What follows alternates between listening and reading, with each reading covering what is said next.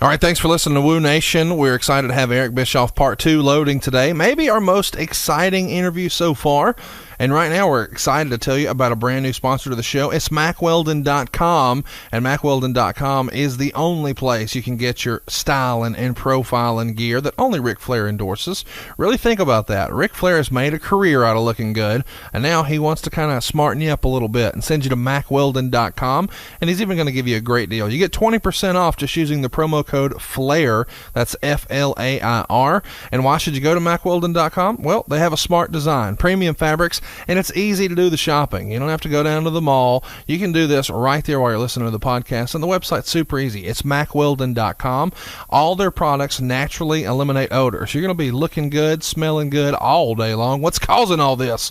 They want you to be comfortable. So if you don't like your first pair, man, just keep it. They'll still refund you the money. Who gives you a guarantee like that where they tell you to keep the product and they give you your money back? No questions asked. They're positive you're going to love it. And I am too. It's MacWeldon.com. They're a New York company. They live and breathe New York, and we're talking underwear, socks, shirts. You're going to look good all day long. So when it's time to start styling and profiling and take off your dress and throw it in the corner, you're still going to be looking good. Why is that exactly? These clothes are made to look good working out, going to work, going on dates, just everyday life. The legs of the underwear are designed to stay put. You never have to shove your hand down your pants and adjust the legs of your underwear ever again. Don't act like you've never done that. It's not a good look. You can't style and profile that way. MacWeldon.com has a solution. They've also got socks that really are one size fits all. A lot of socks say that. These really are. They even have a cushioned footbed, and they're guaranteed to never slide down your legs, which is not a good look in a suit. Most importantly, though, the undershirts are made just a little bit longer and stay tucked in and hidden. That's something I hate so much, but not since I started buying from MacWeldon.com.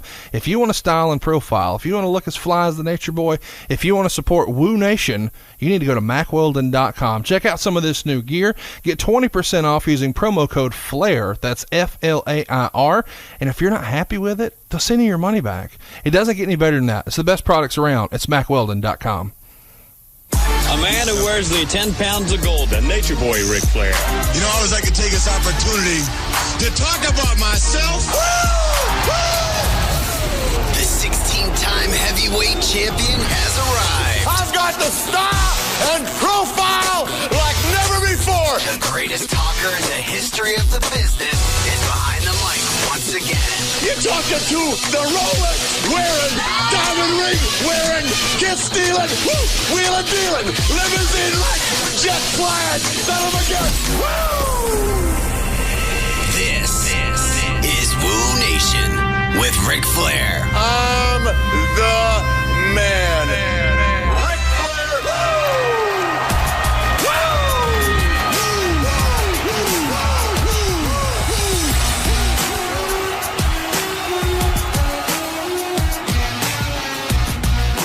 Hey, ladies and gentlemen, Ric Flair, 16 times your World Heavyweight Champion and host of Wooooo Nation, along with my co-host, very close friend, and the second wealthiest man in the state of Alabama. Oh, my gosh. His financial success only is taken over and exceeded by Dr. James Andrews, the most famous orthopedic surgeon in the world. Conrad, welcome back.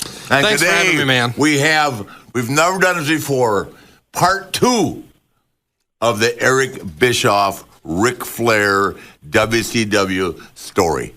Hi, Eric. Hey, Rick, and I want to apologize to all your listeners because the reason that we have a part 2 is because I talked so freaking much and I'm so long-winded that we didn't have enough time yesterday to finish it up. So it's a pleasure to be here again. No, the problem is we just got going. Yeah, I don't think it's that you talk too much. I think it's that you guys have such a great history and such a great story. And really, as you've seen some of the reactions on Twitter, people can't believe that you guys are even on a speaking term, much less, doing podcasts with one another. So this is awesome, and we really appreciate the opportunity to speak to you again today. Well, those fans should be around when we're having a couple beers. They'd really be entertained. Yeah, there are times I would say we agree to disagree. There are times we just didn't agree.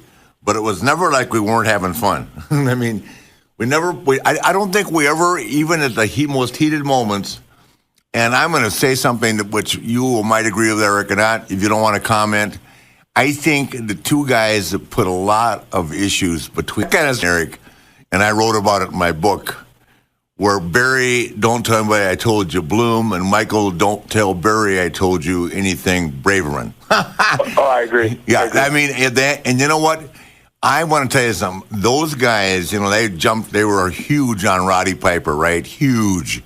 Never showed up in Portland for the funeral. So where everybody else in the world that was close to Roddy did, Michael and Barry did not. Only because they couldn't get something out of him, you know what I mean? And they, all that stuff that went down with you and I, and it finally got resolved with our good friend John Taylor. John Taylor, who, by the way, is very sick, Eric. He's got a real advanced Alzheimer's. So he's having a hard time. But John says volumes about where he is because he was representing Hunter at that time. I mean, he didn't care, and they're all about the money. Nice guys, nice to be talked to and all that, but there was something there that wasn't right. So anyway, I've got, we'll go back to it, because I know, fans probably want to hear about the issue that, the one that everybody's most aware of between you and I, and it's related to this, but. I've got a couple Barry Bloom stories that are really fascinating when it comes to the world of entertainment and how quickly things can go wrong. But we can hit on that later on.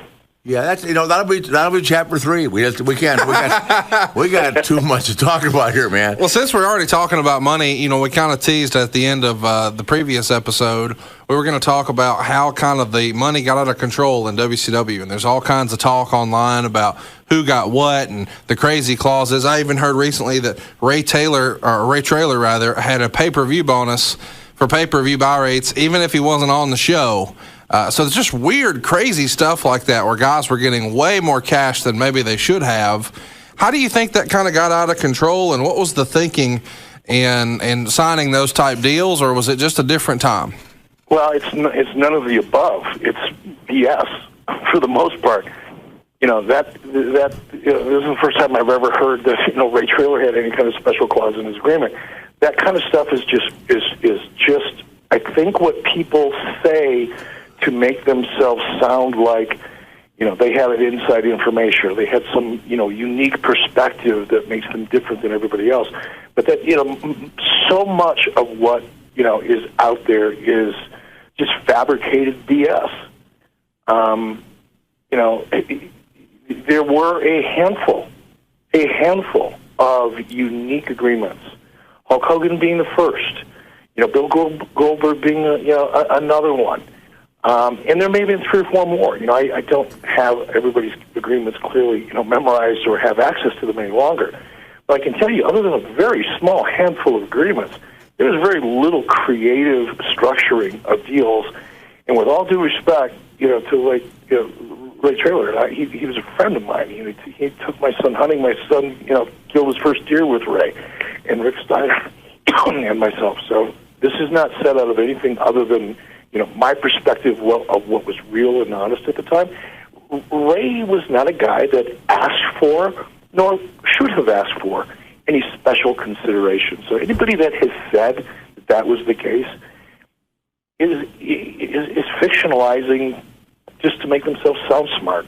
It's not true. Yeah. Hey, Eric, did Ray pass? Yeah, he did. No, I know that, of course. But did he pass while working for WCW or WWE? I think he was just doing independence. He was basically out of both companies by then. Okay. Yes. Yeah, I think so. Yeah. He passed away after WCW was out of business. I really, really liked Ray. Well, who didn't? Yeah, Big Bossman. He was just a guy that you could. He was great to work with. He was easy. He was a pro. He was talented. Yeah. You didn't have to spend a lot of time trying to explain to him what you wanted. He had a great instinct for things. Yeah. And he just made it fun. He made the business fun. Yeah, he was a great guy. I remember, I think you can ask Hulk, and Hulk could verify this, but to my understanding, because I used to see those guys from the other side, the Big Boss Man Hulk Hogan feud was one of the biggest drawing feuds of all time. I mean, they were knocking down everything, and the Boss Man was over, and not only was he over, he could work. And when he's a big guy, and Ricky, obviously you have a much better perspective than I do. But as a fan and a non-wrestler, in-ring performer, I loved because he was big and he looked believable. He didn't look like a guy that was manufactured, in a nuclear power plant. He looked like his character, but he could move, man. For a big guy, he could move. Yeah, the funniest story about him, we're in Richmond one night, and he was the what was he called then when he was with Cornette? Big Bubba Rogers. Yeah, Big Bubba Rogers, right? And he was working with Ronnie Garvin, and Ronnie was pounding him. And he came to one night because he knew I had worked with Garvin. I really liked Ronnie Garvin. But Ronnie he was snug and he was beating up Bubba. I said, Bubba. He said, man, he had a real high voice. He said, I don't know what to do with this guy. That's how he talked, remember? I said, if I was as big as you, I'd just haul off and hit him right in the mouth. And sure enough, the next time, because Ronnie would be knocking him, beating the crap out of him like he did me, right? But Bubba popped him, man. That was it. Everything was normal. We had an understanding. He came back and pulled me aside and said, thanks, that worked. The next week, he dropped Cornette on his head. He jumped off the balcony. Yeah, Ray was a great guy, man. Woo. So let's talk about the first episode of Nitro. There's kind of a famous story out there that, Eric asked for, a live show on TNT on Monday nights. And Rick, you had just recently, not too long before that, come back from the WWF at the time. And they had kind of launched Raw right as you were leaving. Did you think going head to head, Rick, was a good plan? Or was that something that you didn't have a lot of confidence in initially? Oh, I thought it was great. I mean, I agreed with everything. I knew because I don't even know if Eric knows this, but, Brad Siegel called me and, was talking about we need to get more talent. And I went into a meeting. I don't think Eric was there, and I'm not sure. I think this was right when I first came back, and that's when I said, look, long before you worry about getting talent, because there's talent around, you got to get some announcers coming back in. I mean, that's when they grabbed Bobby and Gene Oakland. Yeah, I said, you got those guys are as big as an important of the product at WWE. I felt like they were, and then, of course they played a big role with us when they came, because there were a lot of talent. It was just until Eric got going, it was just we were like old school, like we talked about yesterday with Vern and with Ole, who just you just couldn't think progressively. But I thought at the time, God, I wanted to be part of it. Right. I thought going up against WWE was great. I mean, it wasn't anything that was going to get me in trouble with Vince. He wouldn't care. He's the one that told me to go back to WCW and have fun. Right. He looked right at me in Madison, Wisconsin. I remember the town and said, "Look, I'm going to, I'm going to give you a heads up. I'm going with the youth. I'm going to use younger guys." So, Eric, a kind of unconventional idea at the time was to have the first Nitro at the Mall of America. How did that deal come about, and what was the thinking inside of putting it there rather than in a traditional arena? Well, there were a lot of factors, but again, you got to go back in time and kind of look at the context of WCW and where we were at. This was the very first Nitro. I had shut down, for the most part, I shut down the house show business prior to the launch of Nitro. And again, I'm going to go back in time just a little bit more than that, because there's, we leapfrog, from point A to point D, in a lot of interviews like this. And I'm guilty of doing that. So, Eric, if I say something that interrupts the train of thought, please tell me to be quiet. Oh, it happens all the time. I do it myself. It's just there's so much ground to cover, and it's so easy to jump around. But if you go back, if you could freeze frame where WCW was at back in 93, 94, and early 95, prior to Nitro,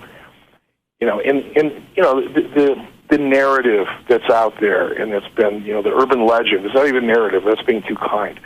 The urban legend that has been created, for so long about me and about WCW and Monday Night Wars. There's been so much nonsense and intentional, BS. But there's also been, people just are human, and people tend to remember things the way it's most comfortable for them to remember it. And I'm guilty of that as well, so I want to make that clear.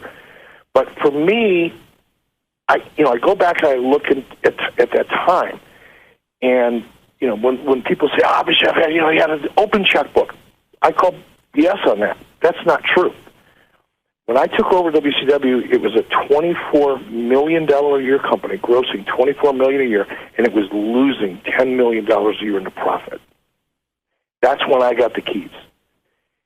Within 36 months from then, approximately, we were a $300+ million company, spinning off $50 to $80 million in revenue, depending on whose accounting you wanted to look at.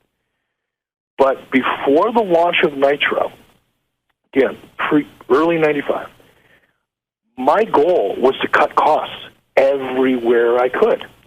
And you can go back and listen to interviews from, listen to Triple H talk about the fact that I called him a GUD, a G-U-D. And that was my acronym for geographically undesirable, because we couldn't afford to fly him in. That was, and Triple H will go back and tell you that story of his first, conversation with me when he came into WCW.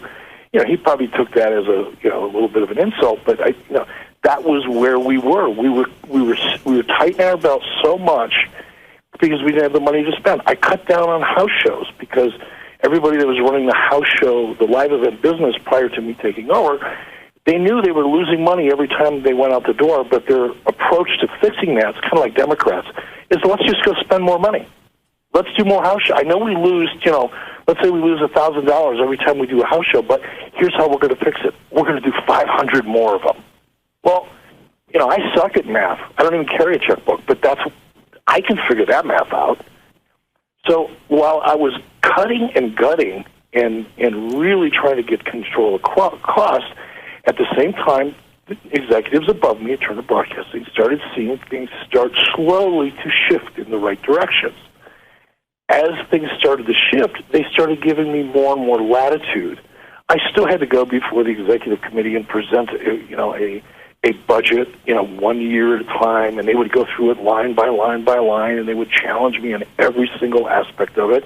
Conrad, you're a businessman. You know what that's like. Yes, sir. And that's what I went through. But I was proving the plan as I went, which is why there was money in the budget for Hulk Hogan. It's why Ted Turner was willing to take a chance, because he was starting to see that, indeed, there was light at the end of the tunnel. So when Nitro came about, and by the way, I didn't ask for that. That was thrust upon me. and I walked out of a meeting with Ted Turner when he said, Eric, go do primetime Monday night on TNT. That was I had no idea that was coming. I was just going to say, I remember you coming and telling me we're going to go live on Monday night, because he suggested that to you, right? Yeah, I was literally. I'll take a short time explaining this, but I was at a meeting. We were so close, and again, going back to what I was just previously talking about, we had been cutting costs. We had been cutting back on travel. We had cut down the house show business because it was losing money. We did our tapings down at Disney because actually it was more affordable than than flying people in and going and doing arena shows around the Southeast. Believe it or not, it was actually cheaper because there were economies of scale there. So, that's when, we got the money to start moving things. But we were so close to being profitable, and it would have been the first time in the history of WCW since Ted Turner acquired, the then bankrupt NWA, that the company would turn a profit. And I knew if I could make $1, I didn't have to make $1 billion. I didn't even have to make $100,000. If I could be the guy running the company when it made its first dollar of profit, I knew I'd be gold, because I'd be reaffirming Ted's belief in this franchise, in that franchise. So that was my only goal. And again, now to get to the real answer to your question, WCW, we would go to television tapings in Gainesville, or we'd go to Greenville, or we'd go to Charlotte, or wherever. You pick a city in the Southeast. And, nobody in WCW before I got there and while I was there really, early on, had any idea how to promote. And they did a horrible job. And we would go to a TV taping, and there'd be maybe 600 or 800 people in the building, maybe 1,200 people in the building. And we would have papered 90% of it. They weren't paying customers. So on television, when you're looking at this show, and you're in an arena, but you don't want to see empty seats. So what do? You turn the lights down. You conceal the fact as best you can that you've got 1,500 people, maybe 1,200 of them, happen to get a free ticket on their windshield, 2 hours before the show. They weren't really fans. Small handfuls were, ringside were, but for the vast majority of our television tapings in '93 and '94, we couldn't draw flies if we rolled ourselves in honey. And when Nitro, ended up on my lap, I knew I couldn't go to an arena because I knew I couldn't fill it, and it would look like crap. And that was our biggest problem. Our show, WCW, just visually, we didn't, to this day, I just admire the hell out of Kevin Dunn and Vince McMahon and the entire team of people underneath them, because that show has just set the standard forever, and in terms of production qualities. To this day, it does. And when you go back in '93, '94, and you look at the WCW televised product and you compare it to what WWE was putting out at the time, there is no comparison. It's just, there is none, or was none. So I knew I had to go somewhere unique. I had to visually look stimulating. I had to be cool to look at.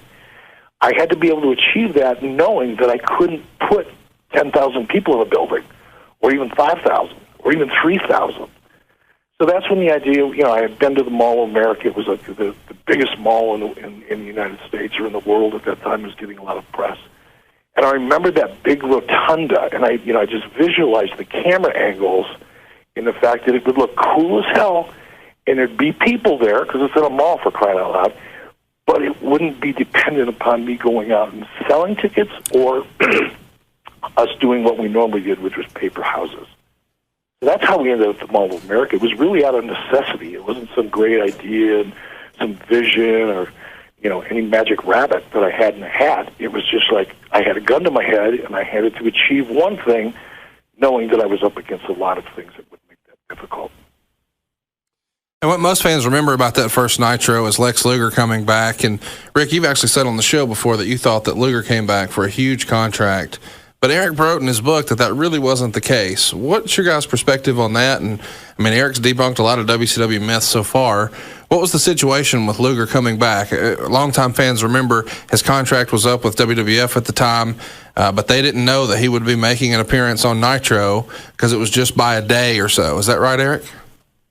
Yeah, and I don't, obviously I wasn't on the WWF side of the equation. And, Bruce Pritchard and I have done a lot of shows together where we, kind of debate the Monday Night War. Him from his perspective as one of Vince's top guys, on the kind of creative side of things and operation sides of things. And then, of course, me on the other. So it's an interesting take, and I've actually learned a lot. Each time I do one of these with Bruce, I learned, a little bit of something new. But based on what I understand, Luger's contract was up. I believe Vince thought that he had a verbal agreement, or if it wasn't Vince, it was somebody else, that was high up in the food chain, believed that they had a handshake or at least an understanding with Lex, and Lex knew he was coming to WCW. From my perspective, and that's how, Lex was able to make that move and surprise everybody on the WWE side. From my perspective, I've learned a lot. I'm still learning. Every day I learn something at 60. And one of the things I've learned about myself and tried to get better at is forgiving things and people and myself as well. And I want to say that about Lex Luger because I resented him really up until the last year or two. I had a lot of resentment towards him because of what happened with Elizabeth. And my wife was very friendly with Elizabeth and Janie Angle, and she used to come out to our place here in Wyoming and go fishing and things. So when Elizabeth died, it affected me, and it didn't affect me as much, but it affected my perspective on Lex. And I held on to that for a long time, and like I said, up until about a year or two ago, and finally just got over it. But even long before that, when I was just an announcer, and I was a third-string announcer that just batted cleanup for Jim Ross and Tony Schiavone, that was my role, and I was grateful for that role. And I didn't really interact with Lex all that much. I did occasionally. I would do an interview with him and things like that. But I watched Lex, and he was very arrogant, and I don't think he meant it, really. I don't think he thought of himself as highly as he came off. I understand things better now. But the vibe that he gave me, and probably a lot of other people, is that he was so full of himself. Like that narcissist gimmick that he went to the WWE with wasn't a stretch for him. There was not a lot of acting involved there, really. Yeah. No, that's that. I'm just going to comment for 1 second. You're accurate. That was it used to drive everybody crazy. I mean, it didn't affect me because I was the guy that was getting them over. And he was easy to work with. But everybody was mad at me because I had to do such ridiculous stuff with him in lieu of the fact that he hadn't learned how to wrestle that well, which is kind of the deal with Bill Goldberg. You know, I mean, they didn't have to learn how to really work because they were put in a position. And as in my role, they're looking at me and going, he's in the main event with you tonight. You got to draw a house. So I'm going to go out there and do whatever I can do. Because, I mean, I'm trying to feed myself, but I'm trying to feed everybody else on the card. You get what I'm saying, Eric, right? Yep. Yeah, and he always respected me, but I won't mention names. He had everybody upside down because he talked about himself in the third person. You can't say to Jack Mulligan, why would a Lex Luger put over a Dutch Mantel? Why would he even wrestle Dutch Mantel? I don't know. You're lucky Mulligan didn't swat you. Well, and for me, when Lex left, it was like good riddance. You know, I never. Again, this is me personally now, more than professionally. But personally, when I say that, I mean as someone who just liked to watch the product and loved the wrestling side of things. I didn't think Lex. I just didn't see it in him. I didn't think I never liked watching him as a performer. I didn't, and part of it was probably because I didn't like him as a person. But to me, it didn't mean much. So when he left, it was like good riddance. Glad he's out on my hands. I'll be somewhere else. But it wasn't one of who I do, and to this day, have a tremendous amount of respect and admiration for. But then I was working with Sting every day, and we had a good relationship. And still do it to this day. We're not close by any stretch. I don't talk to him, but if I see him or when I worked with him, in the past, always good relationship. But at that time, Sting and Ric Flair were two. That was it.